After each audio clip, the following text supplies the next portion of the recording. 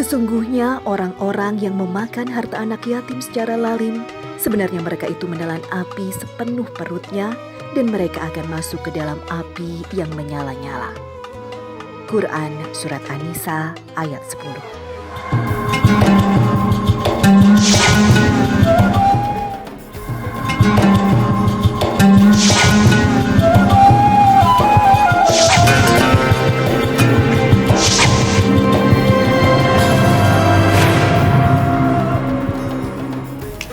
Assalamualaikum warahmatullahi wabarakatuh. Selamat pagi pemirsa Tawakal yang dirahmati Allah Subhanahu wa taala. Saya Farid Hasan kembali menjumpai Anda. Dan pemirsa, alhamdulillah di studio sudah bersama kami Ustadz Ngatawi Al-Zastro. Assalamualaikum Ustadz. Waalaikumsalam warahmatullahi wabarakatuh. Selain Ustadz Ngatawi Al-Zastro, pemirsa juga sudah hadir bersama kami seorang narasumber. Kami manggilnya Mbak Ati. Assalamualaikum Mbak Ati. Waalaikumsalam warahmatullahi wabarakatuh. Terima kasih Mbak Ati sudah hadir bersama kami di studio. Dan Pak Ustadz, nanti kita akan mendengarkan Mbak Ati punya permasalahan soal hidupnya ini selama ini. Siap Mas Farid. Nah ya, jadi langsung aja Mbak Ati punya permasalahan hidup seperti apa sehingga Mbak Ati datang ke Tawakal. Jadi Mas Farid, saya udah merasa gagal di hidup saya ini karena kebodohan saya sendiri. Apa yang Mbak Ati merasa bodoh itu seperti apa? Jadi sejak saya menikah yang kedua, harta warisan yang suami saya pertama wariskan itu saya berikan ke dia untuk modal usaha. Dan habis itu semuanya di dia. Habis sama dia semua? Nah, iya. Oke, sebelumnya suami pertama Mbak Ati kemana? Sudah meninggal karena sakit. Karena sakit, ya Allah. Turut berduka cita Mbak Ati ya. Iya. Kemudian setelah meninggal semua harta warisannya jatuh ke Mbak Ati. Iya, saya dan anak saya punya putri satu. Oke. Lalu kemudian alasannya apa? Kenapa Mbak Ati ngasih semua hartanya ke suami keduanya? Itulah tadi saya bilang, Mas Farid, saya bodoh. Saking sayangnya saya ke beliau itu pengangguran dan butuh modal untuk usaha, dan itu karena sayang saya limpahkan semua harta yang diwariskan ke beliau, ke suami yang kedua. Dan lebih bodoh lagi, di semua usaha yang harus dia buka itu, yang harus dia jalani atas nama dia sendiri. Dan setelah dia berhasil, dia malah selingkuh. Ya Allah, dia malah selingkuh. Oke, sebelum saya tanya soal perselingkuhannya dia nih, Pak Ustadz, untuk bagi si suami keduanya nih Pak Ustadz, dia sebenarnya punya hak nggak sih atas harta dari Mbak Ati ini sendiri? Sebetulnya dalam hak waris itu jelas ya, yang punya hak waris itu antara lain anak, suami, gitu ya, aman dan lain sebagainya. Kalau suami atau istri yang baru pulang kanan, dia tidak punya hak waris. Jadi ketika ibu suami yang pertama meninggal, sebetulnya hak atau pewaris utama ya, di samping yang jalur samping atau ke atas, pewaris utamanya itu adalah istri dan anak ini. Anak ini waktu bapaknya meninggal masih dalam suasana yatim apa sudah gede Bu? Ketika Umur 2 tahun. 2 tahun berarti masih anak yatim. Ini berarti ini adalah harta peninggalan orang tua untuk anak yatim sebagai pewaris, salah satu pewaris dari orang tua ini. Artinya apa? Berarti suami ini termasuk, kalau saya pahami, orang yang memakan harta anak yatim. Padahal kalau di Islam, Mas Faris ya, salah satu sebelum ayat fangkikum atau balakum minan nisa'i masna wa sulasa wa ruba, itu sebelumnya kan disebutkan kalau Anda khawatir ada janda-janda yang terlantar, anak-anak yatim yang tidak terurus, dan kamu punya keinginan untuk mengurus anak yatim itu, maka kamu boleh mengawini perempuan itu 1, 2 atau 3. Itu sebetulnya kaitannya seperti itu. Nah, sebetulnya suami ibu, mohon maaf ya Bu ya, ketika suami ibu meninggal terus kawin yang kedua, ini sebetulnya mestinya mempunyai niat mulia untuk menolong ibu, dan untuk merawat anak yatim, karena ibu kebetulan seorang janda dan ada anak yatim di situ.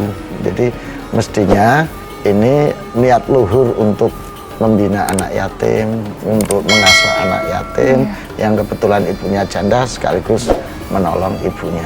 Itu mestinya seperti itu. Tapi justru malah memanfaatkan. Tapi ini justru memanfaatkan, dan itu Masya Allah Mas Farid. Kalau di dalam Islam itu dosa yang sangat besar, karena dia sudah mengambil hak anak yatim untuk dimakan, untuk diambil di luar ketentuan, di luar kewajaran yang menjadi tanggung jawab dia. Oke, Pak Ustadz, lalu dalam Islam sendiri bagaimana mengatur uang nih antara istri dengan suami, kepemilikan uang nih Pak Ustadz? Sebetulnya tidak secara spesifik diatur. Ya. Ya. Cuma kalau ini sudah urusan bisnis, urusan transaksi, itu Islam mengajarkan dalam surat Al-Baqarah ayat 282 itu. Di antara lain disebutkan bahwa ya ayyuhalladzina amanu idza tatayyantum bidainin ila ajalin musamma faktubu. Ketika hai orang-orang yang beriman, ketika kamu melakukan transaksi dalam waktu tertentu, entah itu jual beli, entah itu bisnis, entah itu apapun ya, maka sebaiknya itu ditulis, dinotariskan supaya dari awalnya clear, gitu loh. Ini untuk menjembatani dispute atau ketika terjadi sesuatu konflik. Lalu kalau bagaimana dengan ada istilah ini Pak Ustadz, ketika buat perempuannya adalah uangku uangku, uangmu uangku. Ya. Nah itu juga ada. Iya, karena sebetulnya itu di dalam Islam perempuan ini kan menjadi tanggung jawab laki-laki. Ya. Itulah yang menyebabkan laki-laki punya hak 2 dibanding 1. Karena dia sebetulnya punya otoritas untuk memanage ini. Misalnya bahkan ini kan dikiaskan dari uang mahar misalnya. Uang mahar itu kan hartanya perempuan, hartanya istri sepenuhnya. Ya sudah, itu sebetulnya hak istri sepenuhnya, gitu loh. Ini dikiaskan kepada hal-hal yang lain.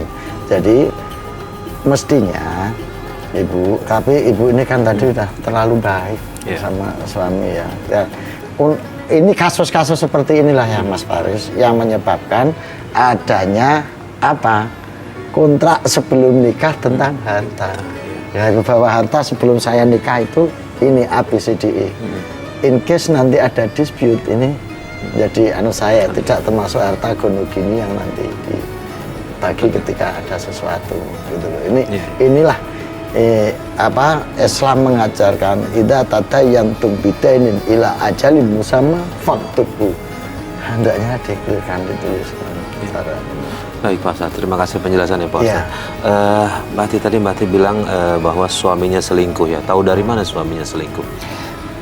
Jadi malam itu di saat kita sudah di kamar, kebetulan suami lagi ke ruang depan, handphonenya itu bunyi. Udah sekali saya nggak ngangkat, kedua kali nggak angkat, bunyi lagi, ketiga kali pas saya mau ngangkat mati. Siapa yang telepon malam-malam gini? Kok mati sih? Mas Rifat kemana ya? Jam berapa sih ini? Astagfirullah. Ini kan Mas Rifat. Ini foto pernikahan sama cewek mana? Siapa dia? Ati, ngapain kamu megang HP saya? Ini apa, Mas? Ini apa? Sini, kembalikan HP saya. Ya Allah, kamu nikah lagi, Mas? Apaan sih kamu? Malam-malam bikin ribut ya kamu. Jujur, Mas. Kamu nikah lagi. Berisik aja kamu. Kamu tuh salah lihat. Lagi kan, ngapain sih kamu? Ngecek-ngecek HP saya segala. Mas, aku ini istri kamu, Mas. Apa-apaan ini, Mas? Hah? Berisik aja kamu. Mendingan aku tidur luar. Ya Allah. Apa Mas Rifat nikah lagi? Sebelum menikah dengan suami kedua, status suami kedua Duda. batal. Duda Anak 3. Duda anak 3. Ada nggak kemungkinan mungkin Itu adalah foto istrinya yang lama. Saya sebelum menikah dengan dia, saya sudah cari tahu dulu. Bahkan saya kenalan dengan keluarga istrinya. Artinya silaturahmi, walaupun nanti dari keluarga istri dia sudah menikah lagi, kita tetap jalin karena mereka punya anak. Iya. Itu maksud saya. Jadi kalau bilang dari istri pertama, nggak mungkin. Artinya Karena wanita itu bukan istri pertamanya. Oke. Nah, setelah menikah itu saya mau tanya, Mbak Ati tinggal di mana? Sendiri rumah, atau sama mertua? saya tinggal di rumah suami yang kedua. Di rumah suami yang kedua. Iya. Tahu nggak sifat aslinya seperti apa sebelum menikah? Kalau sebelum menikah sih baik. Baik, tanggung jawab. Cuman memang ada pengeluhan dari beliau, bahasanya keadaan dia yang lagi jatuh, butuh support. Nah, disitulah saya tadi bilang Semua hartanya kasih ke kebodohan dia, saya, percayakan Pak ke Suarit. dia. Iya. Situ saya bilang kebodohan saya. Saking saya sayang, mungkin karena saya sudah menjanda lama dan timbul rasa cinta, saya sudah tidak berpikir lagi. Tapi kalau ya menurut saya itu bukan sebuah kebodohan sih, Mbak, karena itu sebuah kepercayaan aja. Percaya begitu cintanya, begitu sayangnya, memberikan semua gitu. Mungkin ini sudah menjadi sebuah cobaan buat Mbak Ati pada saat itu ya. Nah, sebelum saya tanya lagi, pada saat dia berhasil, kemudian dia selingkuh, apakah dia masih kasih nafkah? Enggak lagi. Sudah tidak lagi. Pak Ustadz. Sejak peristiwa itu udah enggak lagi. Ini paling sering terjadi Pak Ustadz, ketika suaminya terpuruk, kemudian akhirnya berhasil, kemudian setelah berhasil, dia lupa nih dengan istri pertamanya, bahkan dia lebih condong ke selingkuhan atau istri keduanya nih Pak Ustadz. Ya. Ibu, saya ikut prihatin terhadap kasus yang menimpa Ibu. Ya. Mudah-mudahan ini menjadi bagian dari ujian hidup Ibu menghadapi kenyataan. Kalau Ibu sabar, Ibu tawakal, sambil mohon doa kepada Allah, mudah-mudahan kesabaran Ibu, keikhlasan Ibu menerima semuanya itu pada ujungnya akan mendapat balasan dari Allah. Amin ya Allah. Dan ini menjadi cermin bagi kita semua, Mas Farid, ya, bahwa cinta yang berlebihan, cinta yang membutakan, itu ternyata bisa berakibat tidak baik di kemudian hari. Sampai ibu ini karena saking cintanya kepada suami, sudah lama menjanda, tiba-tiba mendapat perhatian, mendapat suami, sampai akhirnya khilaf. Jadi ibu bukan ini kebodohan, mungkin kekhilafan lebih tepatnya ya Ibu ya, kekhilafan Ibu sehingga menyerahkan segala-galanya, menyerahkan semuanya kepada orang yang dicintai dengan penuh percaya. Jadi ini saya prihatin karena di sini sebetulnya Mas Farid ada hak anak yatim itu sebetulnya. Nah, dulu kalau Ibu mungkin sebelum itu ada konsultan atau ada teman curhat atau ada teman yang diajak ngobrol atau ustadz yang biasa diajak diskusi, mungkin kejadiannya tidak seperti ini karena di dalamnya ini ada hak anak yatim yang mestinya harus dikelola dulu, harus diberikan dulu gitu ya. Yes. Nah, tapi ini ya sudahlah, ini sudah terlanjur, semuanya sudah terjadi ya. Ibu memang layak menyesali, tapi jangan larut hanyut dan larut dalam penyesalan. Ini dijadikan bahan muhasabah, sebaiknya kita berpikir ke depan karena ibu juga harus hidup dengan anak, hidup dengan suami. Saya tidak tahu hubungan berikutnya ini kayak apa, ya sejauh mana, dan yang ibu inginkan bagaimana, apakah ingin terus dengan suami ini dalam suasana seperti itu atau bagaimana? Gitu. Pak Ustadz, seberapa besar sih bagi orang yang mengambil hak anak yatim? Wah, luar biasa Mas. Ini disebutkan dalam beberapa ayat dan itu peringatannya sangat keras. Satu surat Al-Ma'un misalnya, ara'aital ladzi yukadzibu biddin fadzalikal ladzi yad'u yatim. Pertama, orang yang menyia-nyiakan anak yatim, menyia-nyiakan dua, enggak sampai mengambil hartanya gini ya. Itu aja sudah dianggap orang yang mendustakan agama. Itu. Di surat yang lain juga disebutkan wala taqrabu amwalal yatimi illa billati hiya ahsan. Mendekati harta anak yatim aja tidak boleh, kecuali jika itu akan ditata, akan diatur untuk kebaikan anak yatim itu sendiri sampai dia dewasa. Di ayat yang lain disebutkan bahwa orang yang makan harta anak yatim itu perutnya akan terisi api neraka. Dan dia akan menjadi bagian dari neraka itu selamanya. Karena ada harta anak yatim yang dimakan tanpa hak. Kalau maksudnya begini, di Islam itu boleh Anda memakan harta anak yatim itu sekedarnya dalam rangka untuk mengembangkan atau menata atau memanage harta itu. Misalnya Mas Farid ada berapa anak yatim, dia punya harta dikelola. Itu sebagian boleh dimakan sewajarnya hanya untuk istilahnya biaya pengelolaan atau apa itu boleh. Sama halnya dengan badan amil zakat itu. Jadi posisi amil lah kira-kira seperti itu, sehingga dia punya hak untuk mengambil itu secara tidak berlebihan sesuai. Jadi ini masya Allah. Oke, Mbak, kira-kira tahu nggak sih kenapa suami selingkuh? Pernah bertanya nggak alasannya Maaf apa? ya Ustadz, saya juga menyalahkan diri saya. Mungkin itu kesalahan saya. Saya terlalu sibuk keluar kota. Kemarin karena motivasinya itu sumber dana itu cuma dari saya. Saya punya keinginan besar. Anak-anak dia sudah saya anggap seperti anak sendiri, itu bisa sekolah sampai setinggi-tingginya. Saya akan berjuang, makanya banyak tugas luar kota itu saya ambil. Nah ini tuh mungkin kesalahan saya, banyak meninggalkan dia untuk keluar kota. Tapi pure untuk tugas, itu cari duit buat saya dan keluarga dia. Dan mungkin itu kali dia membuat akhirnya dia mencari wanita lain. Oh, Ustaz, mungkin ini Mbak Ati merasa ini bagian dari introspeksinya dia. Iya. Tapi tetap segala sesuatu kan harus bisa dikomunikasikan ya Pak Ustadz ya. Nah, lalu buat Pak Ustadz sendiri nih, di mata Islam sendiri, ketika istri mulai sibuk sering keluar kota untuk mencari rezeki, gimana nih Pak Ustadz? Itulah sebetulnya ajaran Islam kan mengatur bahwa laki-laki itu adalah kepala rumah tangga. Idealnya awalnya memang laki-laki itu yang bertanggung jawab untuk mencukupi kebutuhan keluarga, kebutuhan anak, kebutuhan istri.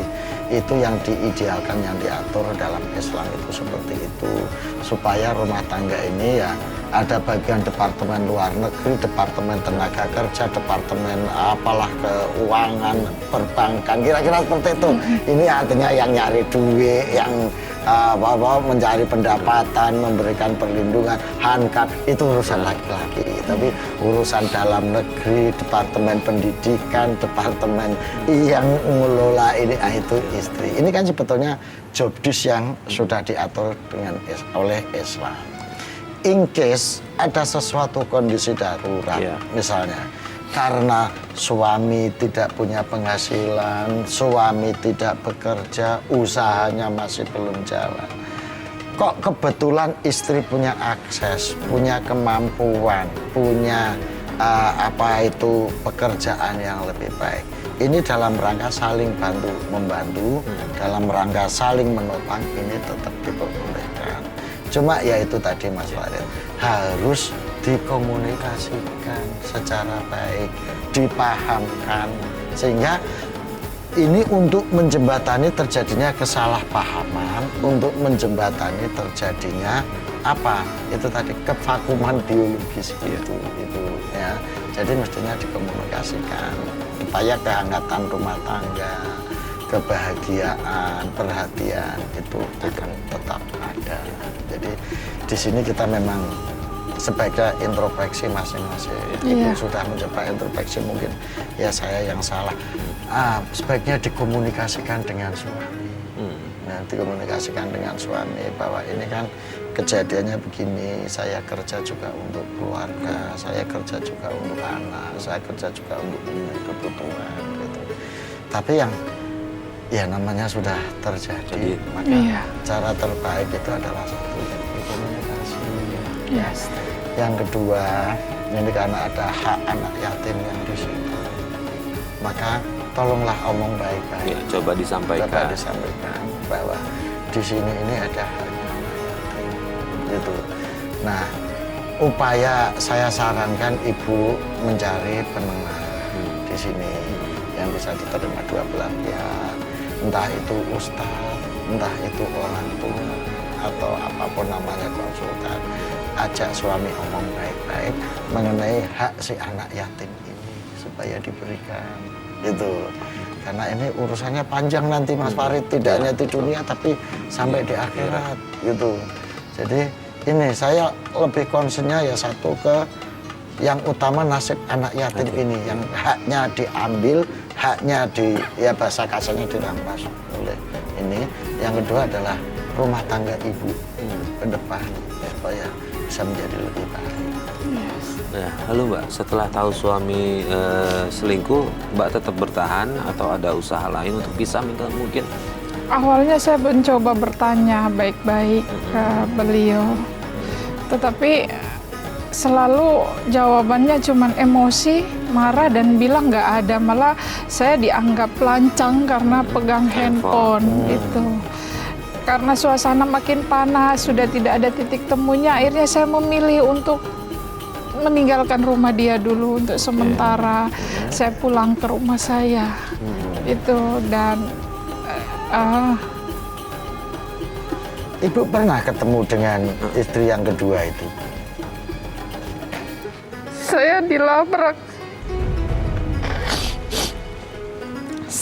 Niat saya mencari itu secara face to face sih nggak ada sebenarnya Ustadz. Karena saya masih menjaga anak-anak saya. Apa kata anak baik anak kandung maupun anak tiri itu saya masih jaga. Jangan sampai mereka malu punya ibu seperti saya yang ribut di jalanan. Jadi saya cuma mencari tahu dari sosial media tentang beliau, tentang selingkuhan suami saya. Tetapi belum seutuhnya saya tahu tentang selingkuhannya. Saya malah didatengin sama selingkuhannya dan saya dilabrak. Itu yang saya bingung. Adik! Adik! Sini Kak. Saya ini istrinya Mas Rifat. Mau apa kamu kesini? Saya cuma ngingati kamu ya. Jangan pernah kamu dekat sama Mas Rifat lagi. Karena dia milik saya. Saya ini masih istri sahnya. Saya yang berhak. Ya elah, jangan so cantik kamu ya. Kamu yang pergi dari sini. Kamu itu yang nggak berguna. Kamu pergi dari sini. Pergi kamu. Dasar. Walaupun saya bilang, ada poin-poin yang kamu harus tahu. Bahwasanya saya nggak bisa ngurus karena saya cari duit juga buat suami dan anak. Bukan cuma untuk diri saya. Makanya pas saya dilabrak, saya berharap adalah pertolongan dari suami. Karena saya jalan itu keluar kota bukan untuk diri saya loh. Saya pamit. Saya minta izin ke suami saya. Nah, suaminya justru malah ngebelain atau gimana? Saya dianggap sampah. Ya Allah.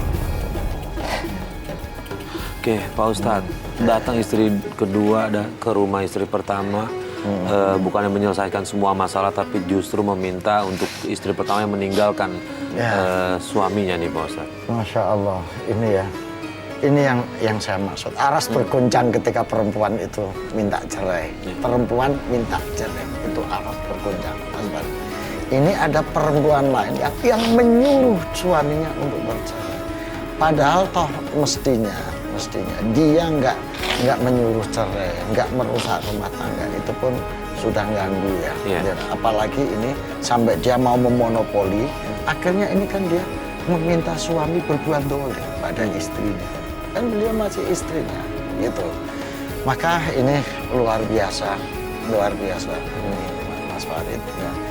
Ini saya sangat ikut prihatin ya Bu ya. Iya. Karena saya ikut mendoakan mudah-mudahan Ibu punya kekuatan lahir batin Amin ya untuk Allah. menghadapi semuanya ini. Ibu punya keikhlasan untuk menerima ini. Sehingga kalau Ibu ikhlas, Ibu sabar lahir batin, insya Allah Allah akan memberikan jalan keluar. Apa? Ini anggap saja sebagai ujian Ibu. Dan Allah itu menguji hambanya, pasti sudah disesuaikan. Karena Allah tidak akan menguji hambanya di luar kemampuan hamba tersebut. Baik, Mbak Ati, anak kandung Mbak Ati tahu apa yang dilakukan ayah tiri? Ini yang saya lagi nggak tahu, Mas Farid. Ini yang saya lagi bingung untuk menyampaikan. Karena itu haknya dia. yang saya udah lancang memberikan ke bapak tirinya. Saya nggak tahu cara gimana untuk saya harus menyampaikan ke dia kalau harta dia itu udah habis. Oh, saat ini gimana Pak Ustadz? Apa yang harus Mbak Ati lakukan nih? Jadi yang pertama, omong ke keluarga terdekat. Baik-baik. Siapa tahu keluarga terdekat ini bisa menjadi jembatan untuk ngomong, gitu ya. Cari keluarga ya ibu ya, baik dari pihak ibu maupun dari pihak suami, diajak omong. Bukan berarti untuk membuka aib keluarga, tapi dalam rangka mencari solusi. Ya. Satu itu. Atau yang kedua, cari pihak lain yang bisa dipercaya, misalnya ustadz atau pengacara. Bisa Gitu. memediasi ya Mas Ustadz ya? Untuk melakukan mediasi ini, gitu. Jadi ustadz akan bicara dari hak-hak secara keagamaan, nanti notaris atau pengacara akan bicara dari segi hukum positifnya. Jadi ini. Jadi tapi yang terpenting adalah diajak omong baik-baik dulu. Dan itu Mas Haris, kalau diajak omong baik-baik dia masih ngeyel, dia masih karena lagi terbuai mabuk atau apa, ngomong dengan keluarga terdekat untuk menjadi apa penengah atau menjadi perantara dalam negosiasi ini. Nah setelah itu nggak juga bisa manggil ustadz atau pengacara mengenai hak si anak ini yang terpenting. Nah, Mbak Ati udah pernah cari mediasi seperti itu yang tadi Pak Ustadz bilang keluarga atau Ke arah sana memang belum. belum? Tapi saya udah pernah mencoba dengan cara saya. Di saat saya turun dari rumah, saya berpikir sampai saya sholat, ya Allah kalau memang ini udah jalannya, sudah saya mau selesaikan. Ya itulah cara saya, akhirnya mungkin saya salah. Saya sudah bertanya belum sampai ke ustadz tapi ke teman, salah, istri tinggalkan rumah itu salah. Akhirnya saya, ya udah saya salah, saya akan kembali ke dia untuk minta maaf. Jadi niat saya baik untuk minta maaf karena saya sudah salah turun dari rumah dia dan walaupun dia tahu tapi saya sebagai istri harus tetap diam. Malah saya diusir. Diusir dari rumah dia. Boleh diceritakan kenapa diusir? Ya itu tadi saya bilang. Dia nggak terima kalau dia udah nggak anggap saya lagi. Dia udah anggap udah sampah, sudah dibuang. Assalamualaikum. Waalaikumsalam. Kamu lagi? Ngapain kamu kesini? Kan kamu sendiri yang udah ninggalkan rumah ini. Maafin aku, Mas. Aku tidak akan memaafkan kamu, tahu? Mas, aku sadar aku yang salah. Aku udah sering ninggalin kamu untuk kerjaan keluar kota, Mas. Tapi aku mau memperbaiki hubungan rumah tangga kita lagi, Mas. Gak usah banyak alasan kamu. Pergi kamu dari sini. Maafin aku, Mas. Pergi kamu. Itu udah saya anggap sampah yang udah saya buang. Tahu kamu? Apa? Kamu nggak ingat, Mas? Kalau nggak karena bantuan uang dari aku, kamu nggak akan sukses seperti ini, Mas. Ini kamu nyinggung soal uang ya? Pergi kamu dari sini. Pergi kamu. Pergi. Hah?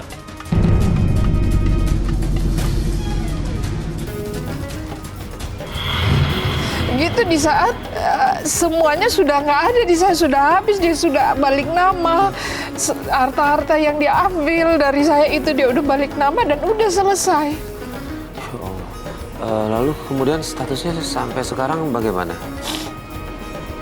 Udah cerai. Sudah. Oke, setelah bercerai masih adakah komunikasi antara Sudah Mbak dengan tidak mantan ada, suami? cuman yang saya pikirkan sekarang menghadapi anak saya. ya? Harus apa yang harus saya sampaikan? Karena saya sudah turut berdosa mengandalkan cinta saya. Oke, mungkin Pak Ustadz yang perlu diingatkan ke mantan suaminya sekarang adalah ada hak anak yatim di situ. Betul. Gitu ya. Iya. Itu yang harus mungkin kalau mungkin Mbak ini nggak bisa nyampein bisa pakai yang orang lain lah Ustadz atau siapa. Jadi begini, makanya saran saya diketuk hatinya melalui ustadz gitu, bahwa ini secara moral, secara faktual ada harta anak yatim. Tapi ya mohon maaf ya, mudah-mudahan ini biasanya kalau orang udah terjadi, loh Ini buktinya apa? Faktanya apa? Dia akan lari Dia ke akan, iya. fakta hukum. Dan secara fakta hukum ibu kan sudah terlanjur menyerahkan semuanya. Iya, Itu satu. mempercayai. Makanya yang kedua, saat kedua adalah dari segi hukum positif, ibu masih punya hak gonogini. Karena ibu kan dulu cerai, hidup dengan dia. Selama hidup dengan dia itu dapat harta apa saja. Oke lah, meskipun harta itu berasal dari ibu dan dia nggak mengakui. Oke, tetapi kan ini hasil perkawinan bersama. Itu ada hak gonogini. Ibu punya hak untuk itu. Nah, itu yang bisa ditanya ke notaris atau ahli hukum. Saya nggak ngerti hukum positifnya kayak apa, aturannya kayak apa, tapi setahu saya kalau suami istri itu bercerai itu ada hak harta gonogini yang bisa dibagi. Nah, mungkin melalui pengacara itulah ibu bisa memperjuangkan untuk dikembalikan haknya ke anak ini, anak ibu. Gitu. Apalagi hasil dari sebagian harta itu adalah memang hasil jerih payah kerja kerasnya Bukan Ibu. sebagian Iya. lagi. Semuanya Mas ya. Farid. Nah, makanya itu bisa ibu bukan menuntut ya, mengambil haknya gonogini untuk ya ibu tadi, siapa tahu ini bisa pertanggungjawaban ibu ke anak untuk dijadikan diberikan ke anak ibu itu. Yang kedua Bu, secara spiritual ibu mau berdoa setiap selesai sholat subuh, ibu baca Bismillah 313 kali, baca sholawat Allahumma sholli ala sayyidina Muhammad 313 kali. Setelah itu doanya baca doa itu loh Bu, doa antara dua sujud, Rabbil firli warhamni wajburni warfa'ni warzuqni wahdini wa'afini wa'fu anni. Itu dibaca selama 9 kali. Mudah-mudahan ini bisa menjadi saranya, terbukanya, terurainya masalah ibu dan bisa membuka hati mantan suami ibu untuk memberikan hak-hak dan kewajibannya kepada ibu dan anak yatim ini. Baik, terakhir Pak Ustadz, kalau misalnya nih semua usaha itu nggak dapet, kira-kira apa yang Mbak Ati ini harus sampaikan ke anaknya? Ya harus jujur Mas, Ya. harus jujur. Harus Apa jujur. adanya. Harus Biar si jujur. anak itu bisa nerima Iya. ketika dia ikhlas, akan apakah itu meluluhkan dosa dari Mbak Ati atau justru malah memberatkan si mantan suaminya ini Pak Ustadz? Soal dosa Wallahu a'lam. Ya, karena soal dosa, soal siksa, soal itu otoritas Allah ya. Tetapi secara sosiologis sudah bisa dibayangkan bagaimana beban yang harus diterima orang yang makan harta anak yatim. Tapi paling tidak ibu sudah berkata jujur, mengakui kesalahannya gitu ya. Saya cuma pesen kalau nanti in case ini nggak berhasil dan ibu nyampaikan ke anak, perlu ada taraf prakondisi supaya anak tidak shock. Ya, paling tidak, ya itu tadi ngomong ke ustadz atau ke orang tua atau ke saudara untuk prakondisi anak ini supaya tidak shock menerima kenyataan. Namanya manusia Mas Farid. Baik, betul Pak Ustadz. Sama kalau boleh pesan juga buat Mbak Ati, mungkin bisa ditanamkan ke anak. Kalau memang ya, kalau bicara harta memang bukan segalanya. Di mata Allah bukan harta, justru malah keimanan kita, ketakwaan kita sama Allah itu yang Itu yang saya sebut prakondisi itu tadi. Iya, boleh sampaikan itu ke anaknya. Baik Pak Ustadz, terima kasih atas semua nasihatnya. Mudah-mudahan ini bisa bermanfaat buat Mbak Ati, buat anak juga, makasih. dan semua.